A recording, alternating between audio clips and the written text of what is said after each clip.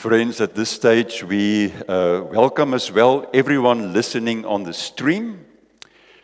Those on the stream, may you be blessed with us who have gathered here in the church building. There's the theme for today, for the greatest benefit to humankind. Let's pray together. Dear Lord, you told us in your word, pray in the Spirit at all times and on every occasion. What a command. We really need your help. We wish to do that, to give ourselves to a life of obedience, a life of following Jesus, and a life of prayer. Because we know that it is through prayer that so many things are accomplished. Your word says, the prayer of the upright person is your delight. And may we see ourselves this morning as upright people, as people who has been justified by the Lord Jesus Christ, put in the right relationship with God. And therefore, when we pray, I know you listen to every one of us. When we are children, when we are in our mid-years, or when we are older, we can know that you are involved in our lives. And therefore we can make our requests known to you with thanksgiving. We thank you, dear Father, for the fellowship we can have with you, with Jesus, with the Holy Spirit. You tell us, stay alert and be persistent in your prayers for all believers everywhere. Ja, help ons om nie te twyfel nie, om nie in die geloof te verswak nie. Help ons om skerp te bly, to stay alert, to be wide awake, to persevere in our prayers. And as a church community, as a congregation, we pray this morning, we think of the farming community in particular, with all the damage that has been caused by the floods, the rising cost of production, and the uncertainty around markets. Please, Father, give them hope. Those farmers and their families and their workers, give them hope and courage. Protect them. Open the way for them. We pray for all believers, for those in this congregation, but for all believers elsewhere, even abroad. We pray for the church in areas where they are persecuted, where it is difficult to be a Christian. We come and pray for marriages, for single persons with and without children, for the elderly, for children going to school, to universities, being educated. We pray for the Sunday school this morning, for the leaders there, for the ministry teams in our church, for everyone involved in the upliftment of communities, assisting those who suffered greatly with the floods and the storms. We ask for your blessing on us this morning here in the church, in our meeting. Lord, be you the one who speaks to us. We wait upon the living God. Amen. Our scripture reading comes from Luke 24. Then he, Jesus, opened their minds so they, the disciples, his followers, could understand the scriptures. He told them, "This is what is written. The Christ will suffer and rise from the dead on the third day, and repentance and forgiveness of sins will be preached in his name to all nations, beginning at Jerusalem. You are witnesses of these things. I'm going to send you what my Father has promised. But stay in the city until you have been clothed with power from on high."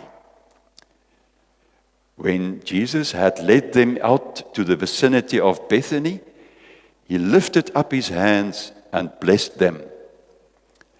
While he was blessing them, he left them and was taken up into heaven. Then they worshipped him and returned to Jerusalem with great joy. And they stayed continually at the temple, praising God.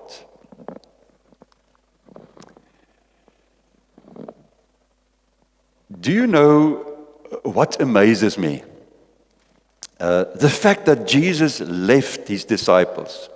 And how did they react? They worshipped him. They returned to Jerusalem, not down in the dumps, but with great joy. And they praised God all the time, whilst they continually stayed at the temple for a while. What a change, a transformation has taken place since the first time that Jesus was taken from them.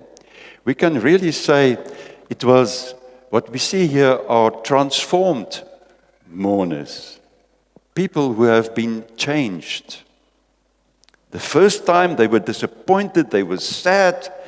Their friend, their teacher was crucified. He suffered a terrible death on the cross.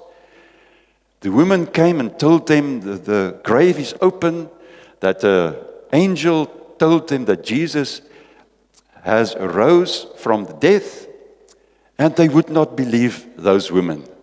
Until, of course, when Jesus himself appeared to them, to the disciples, showed them his hands, his feet, to convince them that he has really risen from the death.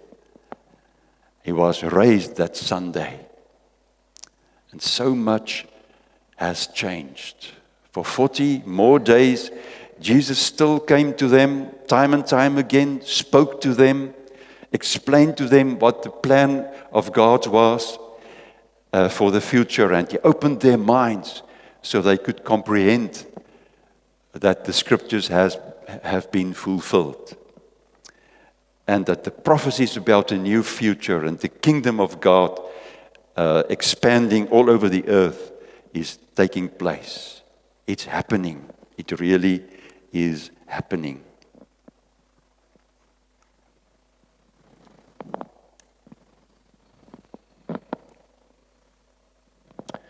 But then the time arrived for the Lord Jesus to be taken up in heaven.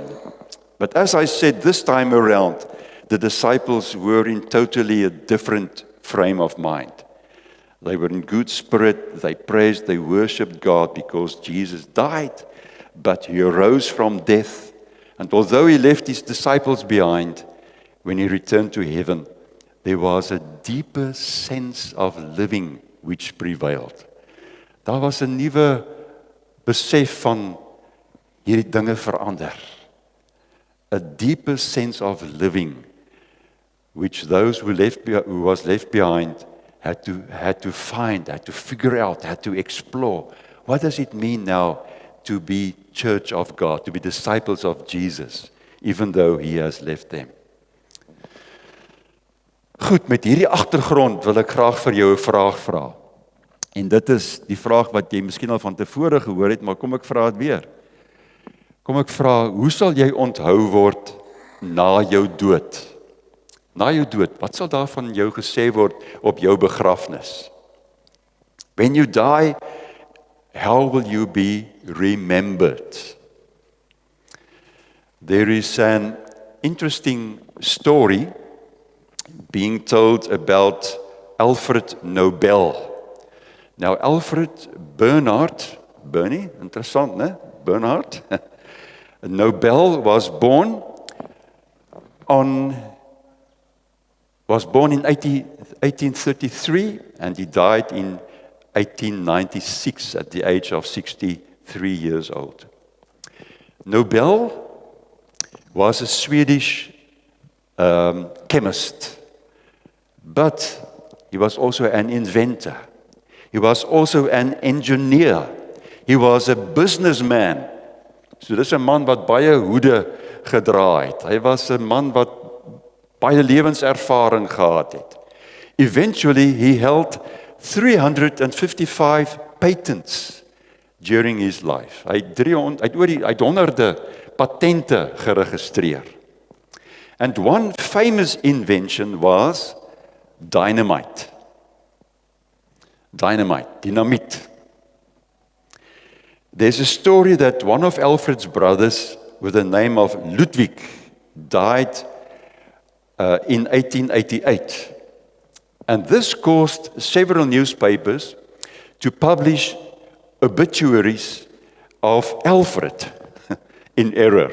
Né? Daar was kennisgewings van dood in die koerante, nie van Ludwig nie, maar die mense het gedink dis nou Alfred wat dood is. And what does the obituary say? Just look there. It says, a man who can only with the utmost difficulty be considered a benefactor of mankind has died yesterday at Cannes. Mr. Nobel was Swedish. And this was published on the front page of Le Figaro in Paris in April 1888. So wat sê hierdie doodsberig? Nobel was allermins iemand wat die mensdom 'n guns gedoen het. Hy was nie iemand wat die mensdom 'n goeie nalatenskap gegee het nie, want hy het dinamiet uitgevind en dit hou potensieel groot gevaar in. Fortunately, the mistaken identity was brought under their attention, so the newspapers retracted it the following day. But Alfred Nobel, the one who was still living, his brother Ludwig was dead, but Alfred thought about what was written in the newspapers about him. And it startled him. It was unpleasant to realize that people were thinking of him in a negative way. Who he was and what he stood for. It was seen in a negative light. So Alfred Nobel decided to do something about it. To leave a better legacy. Ek bedoel as jy 'n valse berig moet lees en jy hoor Andries van Rooyen is dood. En Andries was nou nie juis iemand wat veel van betekenis gedoen het op aarde nie. Of Andries was iets wat dinge gedoen het, maar dit het nie veel waarde gehad vir mense nie. En as ek dan nog 'n lewenskans gehad het, sou ek definitief iets gedoen het om dit reg te stel. Ergens op 'n manier. And this is what Alfred Nobel decided. He decided to deliberately, in his will, leave a better legacy. And he said, I'll convert my fortune, almost all my money, I will convert it into something enduring, into the Nobel, it will be called the Nobel Prizes, to be awarded annually, ensuring that people will remember me as someone who has done something worthwhile for humankind, to benefit humankind. I'll appreciate through my prizes all people who have done something good, has invented something worthwhile they will be recognized, and in that way, I, Alfred, the giver of this prize, will be recognized and remembered as well. Alfred's relatives were shocked because 94% of his total assets was allocated to establish the 5 Nobel Prizes. You can imagine the relatives of Alfred Nobel. They were shocked. They contested this in the courts, and it took 5 years of legal work, of organizational work, before the prizes could be awarded. And in 1901, the first prizes were awarded. Those 5 prizes are awarded for eminence in physical science, chemistry, medical science or physiology. The 4th is for literary work, and the 5th prize is for the person or society who further international peace. Nou dink net, hoeveel geld is daar nodig om so 'n fonds te bedryf? Want nie net word daar 'n goue medalje gegee en 'n mooi sertifikaat nie, maar ook 'n kontant aanmoediging vir die iemand wat iets moois gedoen het. It was estimated in 2022. Now remember, it was the first time it was awarded was in 1901.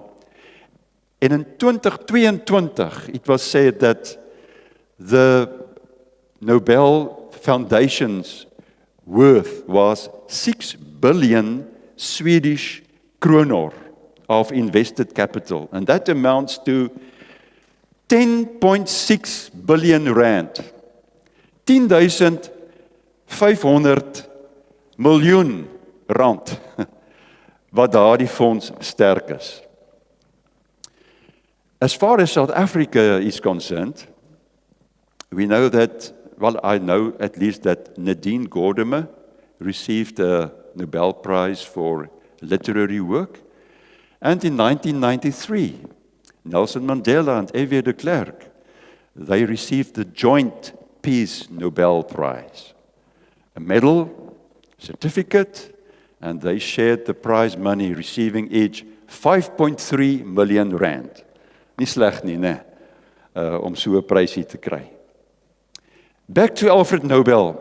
He did something worthwhile to donate his fortune to other people who have achieved something, as he formulated it, which was for greatest benefit to humankind.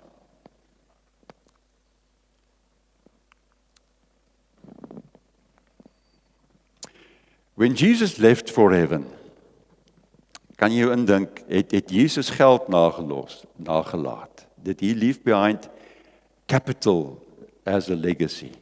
The answer is, he did not leave behind a sum of money. But what he did leave behind was, let's formulate it, is social capital. Sosiale kapitaal. Maatskaplike kapitaal. Now, social capital is not a biblical term, but it is a way to describe the legacy of a person in a different way. Let's give a general definition of social capital. There you see it. It's the value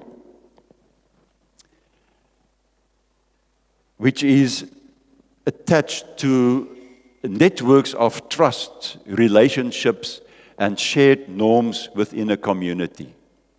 The wealth of connections, cooperation, and mutual support. Nou as ons so kyk na wat sosiale kapitaal is, dan is dit iets wat mense op ander terreine van die lewe ook kry.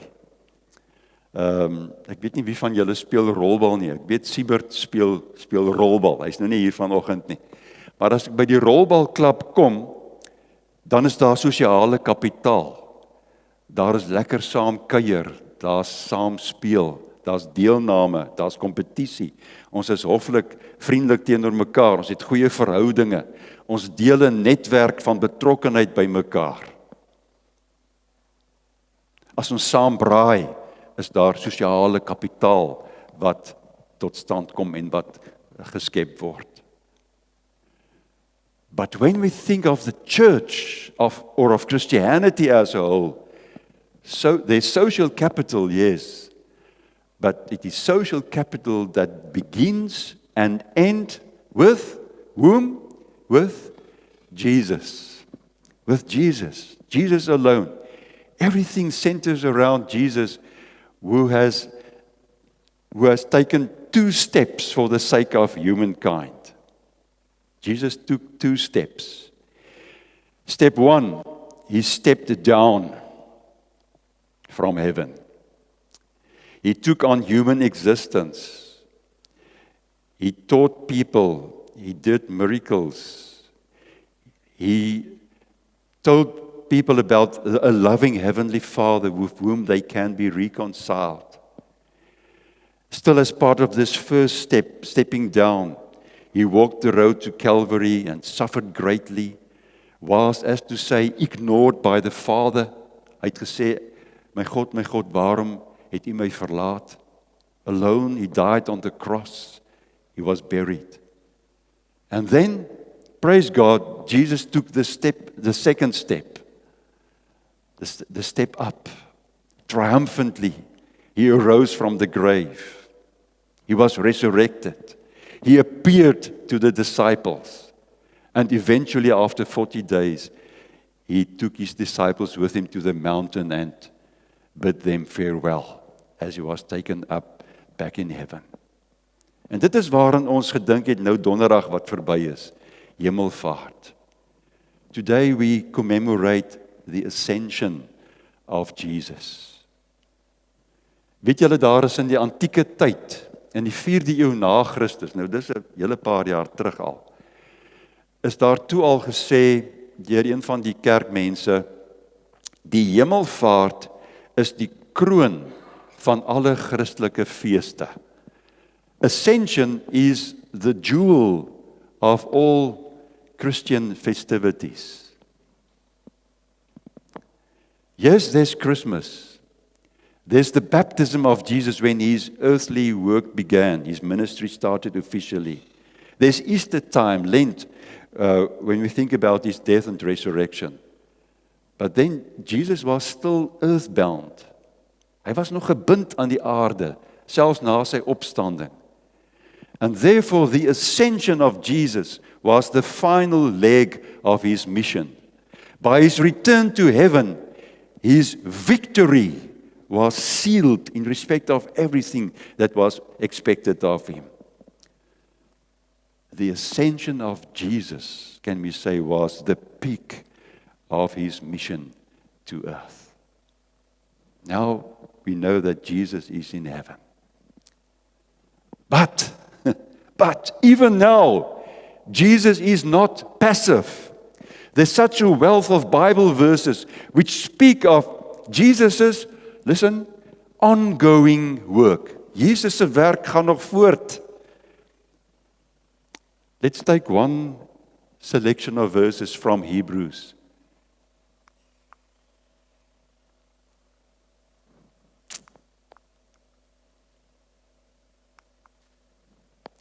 Hebrews 7.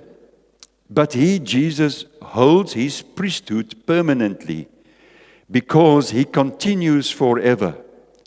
Consequently, he is able to save to the uttermost those who draw near to God through him, since he always lives to make intercession for them.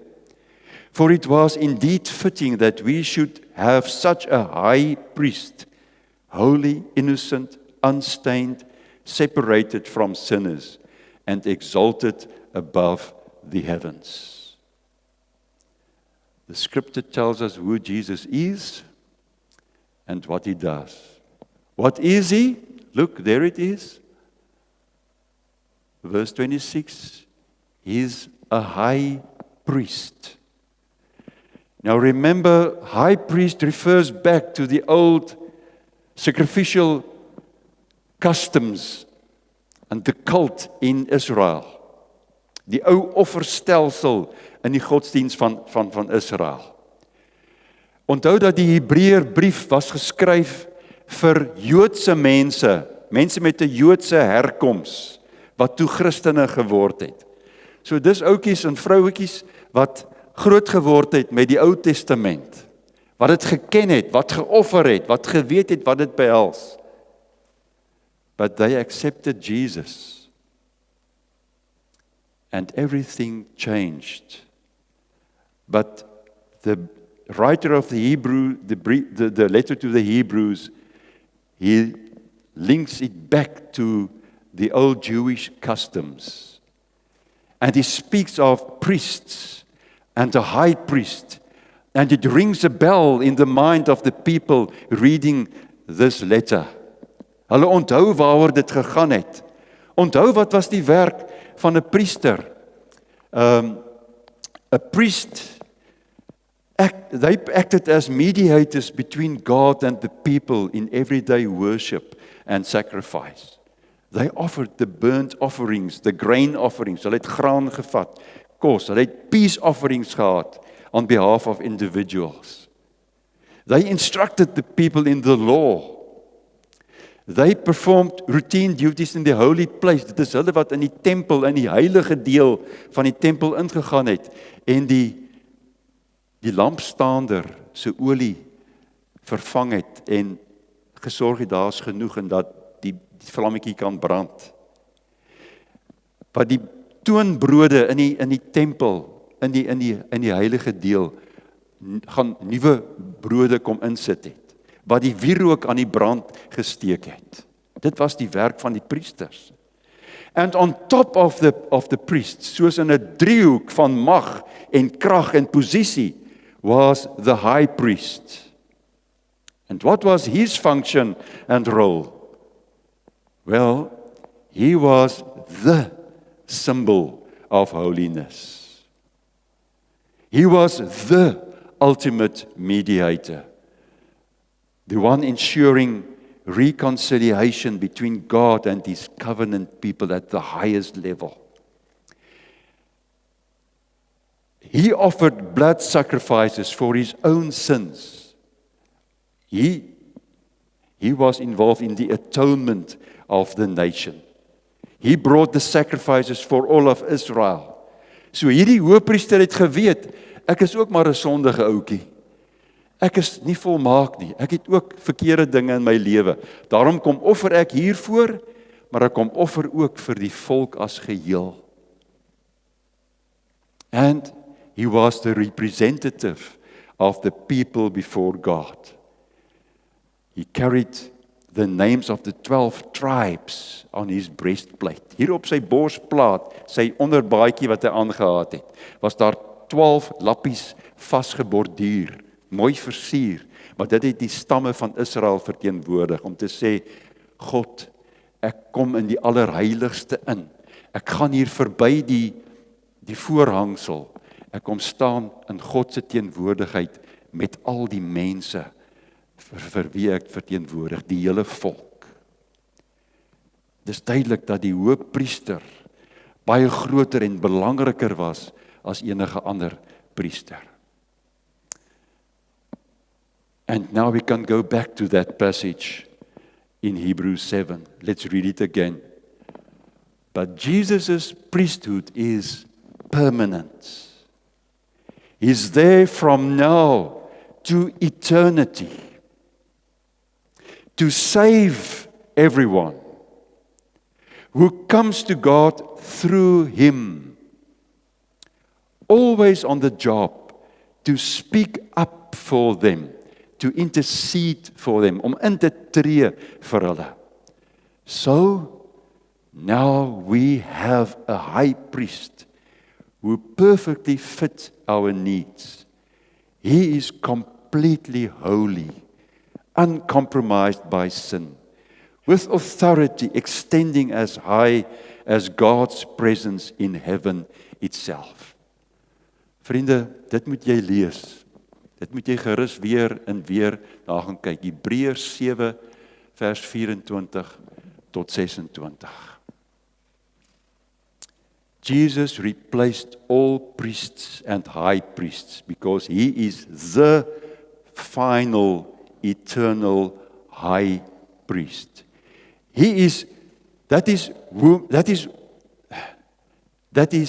who he is. He's the high priest, the spiritual high priest.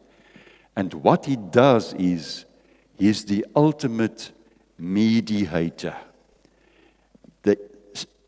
The in-between person, die een wat tussenin kom staan. And through him we are able to enter into the most intimate presence of God the Father. Jy het ook wifi daar by jou huis. Ons het in ons huis het ons wifi, daar's 'n access point in die dak. In the ceiling there's an access point. And when I sit in the study, my laptop goes through the access point to the internet. My wife sitting there in the lounge with her cell phone, she can go through the Wi-Fi, through the access point onto the internet.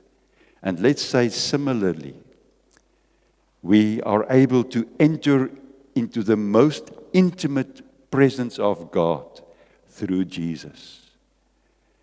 To pray to him, to have access, to know that we make contact with him. Jesus is the one who guarantees that. And then turn it around. Jesus speaks on our behalf as well.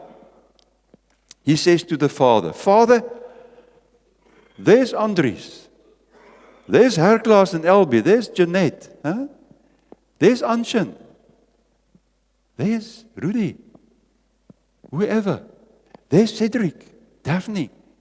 Father, I remind you that all of these people,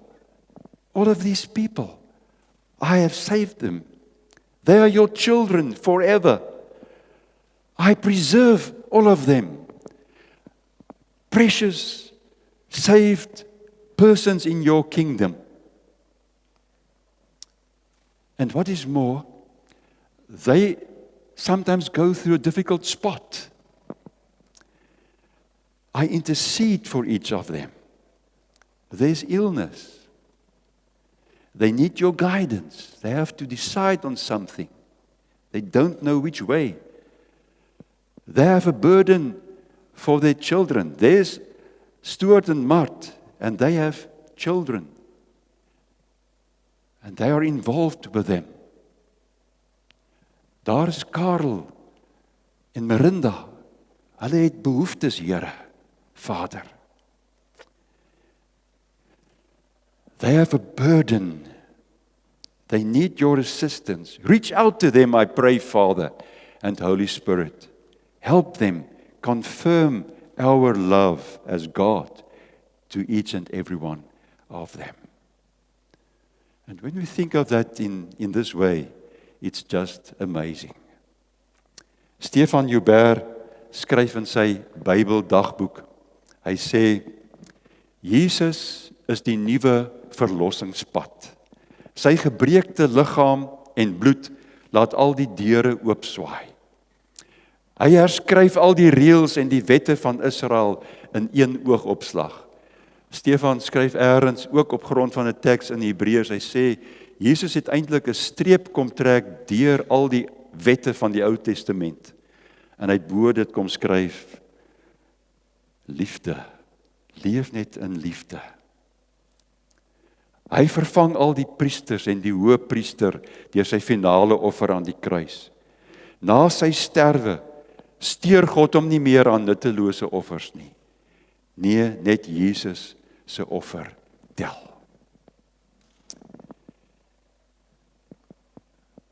How do you feel when you successfully complete a job? Dink 'n bietjie toe jy laas iets afgehandel het. There's a sense of accomplishment. I finished mowing the lawn.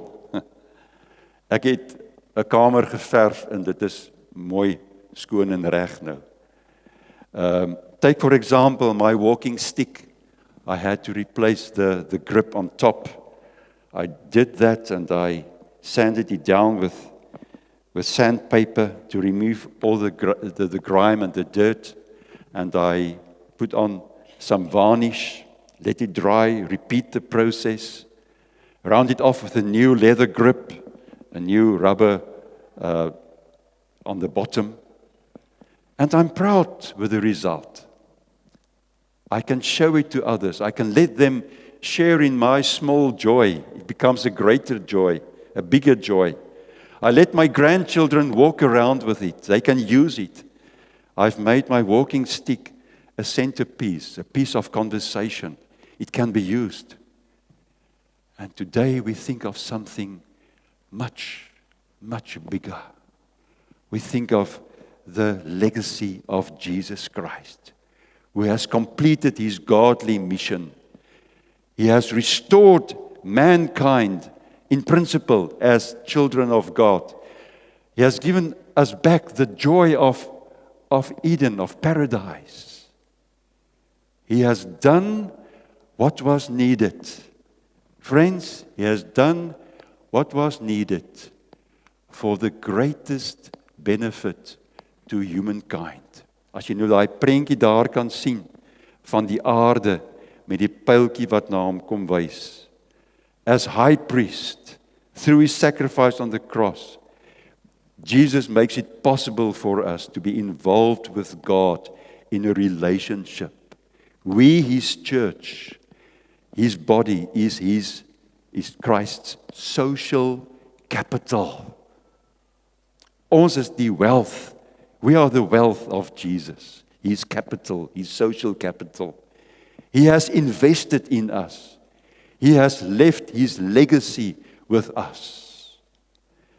And we have to reach out to the nations, to be witnesses of God's saving grace. And if it means that you have to be obedient in a way, then you must.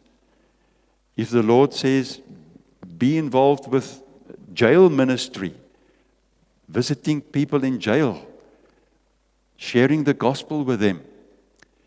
If he says you have to be involved with Philip Botha going to Botswana, supporting it in a way, you must do it. This Jesus is still involved with us, although he has returned to heaven. Who is he? He is the spiritual high priest.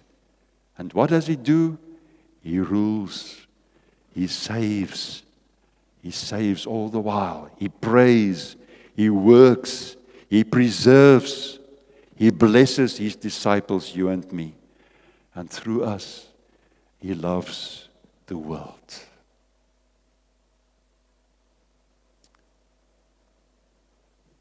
Most gracious Jesus, beloved of our hearts, we see you lifted high, King of kings and Lord of lords. And thank you that you have not forsaken us, nor forgotten us. You think about us as we think about you. You pray for us as we pray to you. You are still involved with us as we are involved with your business. Your business of saving people, gathering people from all generations and ages, countries and nations into your church, preserving your church, looking after your church, your people. We dedicate ourselves to you this morning, dear Lord. We ask your blessing for the community church. May we be your social capital. May we be available that we can share the relationship we have with you with other people. Alles vir u. Everything belongs to you. Amen.